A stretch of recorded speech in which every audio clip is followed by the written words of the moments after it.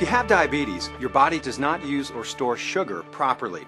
This can cause changes in your veins, arteries, and capillaries that carry blood throughout your body, including your eyes. These changes can harm your vision. There are two types of diabetic retinopathy that can lead to vision loss. One type is called non-proliferative diabetic retinopathy, or NPDR. Another type is called proliferative diabetic retinopathy, or PDR. With non-proliferative diabetic retinopathy, or NPDR, damaged blood vessels in the retina begin to leak fluids, including small amounts of blood, into the retina. Sometimes deposits of fats may leak inside the retina. These deposits are called hard exudates.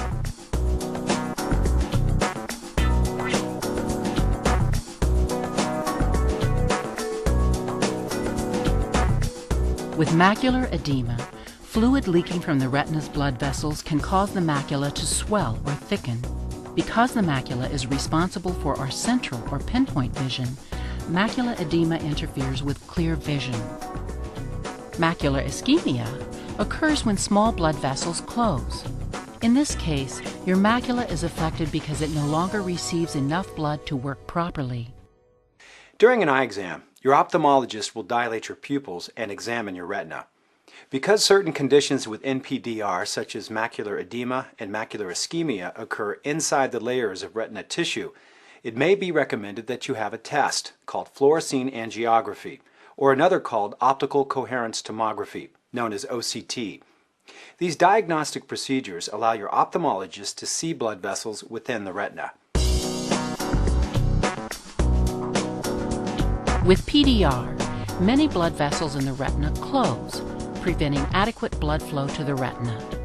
The retina responds to this problem by trying to grow new blood vessels. However, these new abnormal vessels do not provide proper blood flow. They can also bleed as well as lead to scar tissue, which may cause the retina to wrinkle or even detach.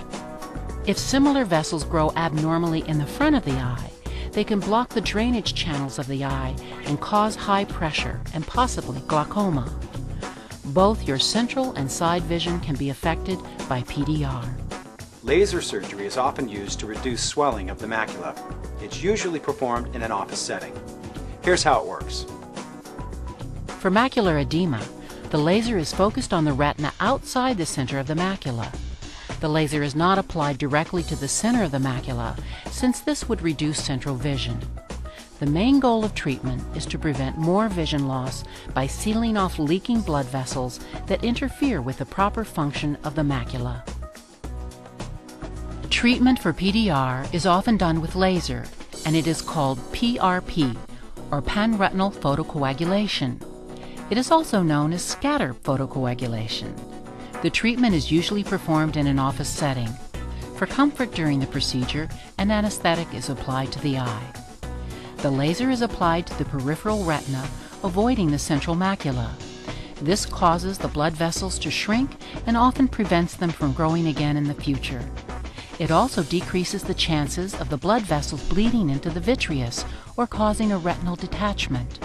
In some cases, multiple laser treatments may be necessary. Despite having laser surgery, some people with PDR may still develop further problems. Your doctor may recommend treating your PDR with what is called an anti-VEGF drug.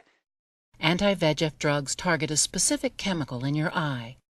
This chemical, called vascular endothelial growth factor, or VEGF, is critical in causing abnormal blood vessel growth on the surface of the retina, as well as in other parts of the eye.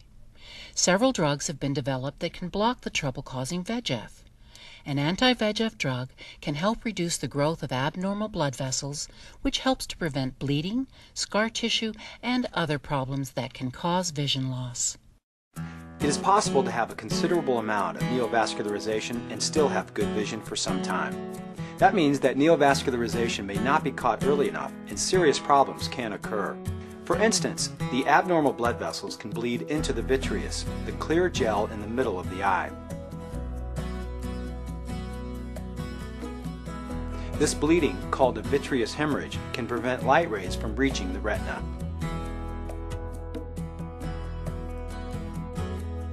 If the hemorrhage is too large or too slow in clearing, or if your ophthalmologist discovers retinal scarring or detachment, a procedure called a vitrectomy may be necessary. Vitrectomy surgery is usually performed in the operating room on an outpatient basis. An operating microscope and small surgical instruments are used to enter the inside of the eye. Blood and scar tissue are removed.